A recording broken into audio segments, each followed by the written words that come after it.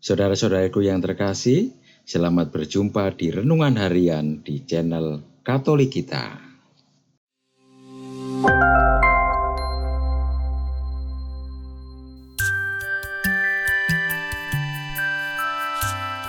Hari ini, Minggu 30 Juli 2023, Pekan Biasa ke-17.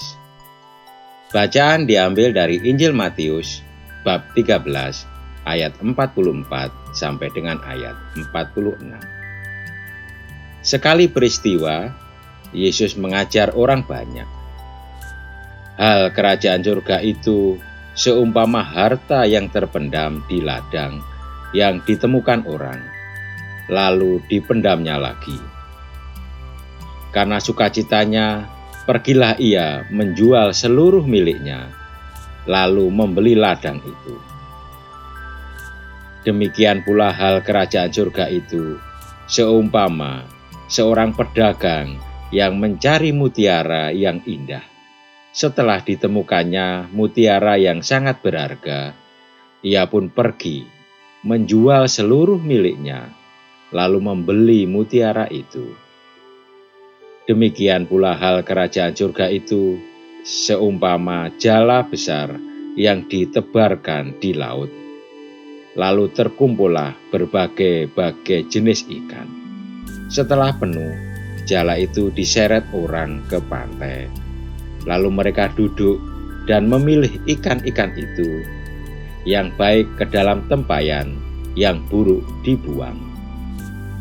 Demikianlah juga pada akhir zaman, malaikat-malaikat akan datang, memisahkan orang jahat dari orang benar. Yang jahat lalu dicampakkan ke dalam tungku berapi. Di sana akan terdapat ratapan dan kertak gigi. Mengertikah kamu semuanya itu? Mereka menjawab, "Ya, kami mengerti."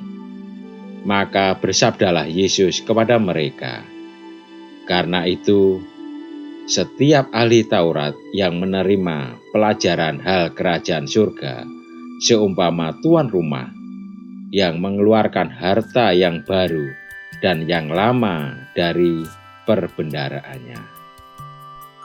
Demikianlah sabda Tuhan. Terpujilah Kristus.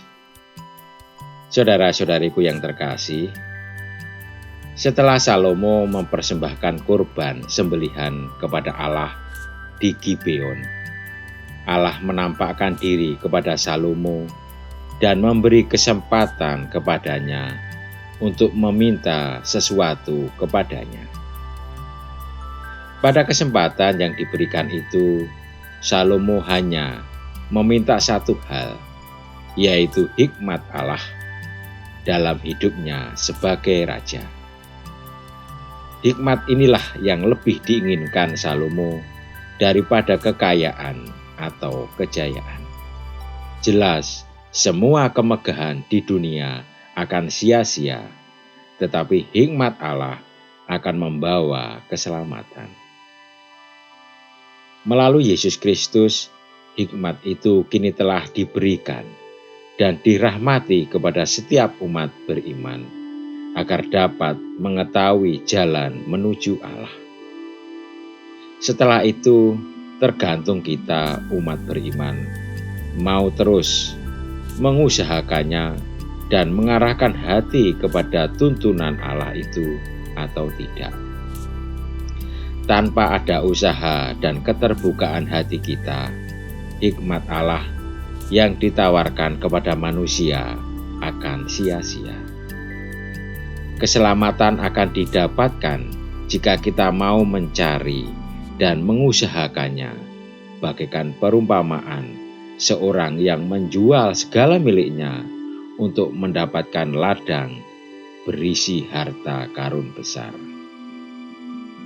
Lalu, hal-hal apa yang masih menjadi tantangan dan halangan bagi kita untuk mengusahakan rahmat Allah? Apa usaha yang ingin kita lakukan untuk mengatasi halangan yang ada tersebut? Marilah kita berdoa.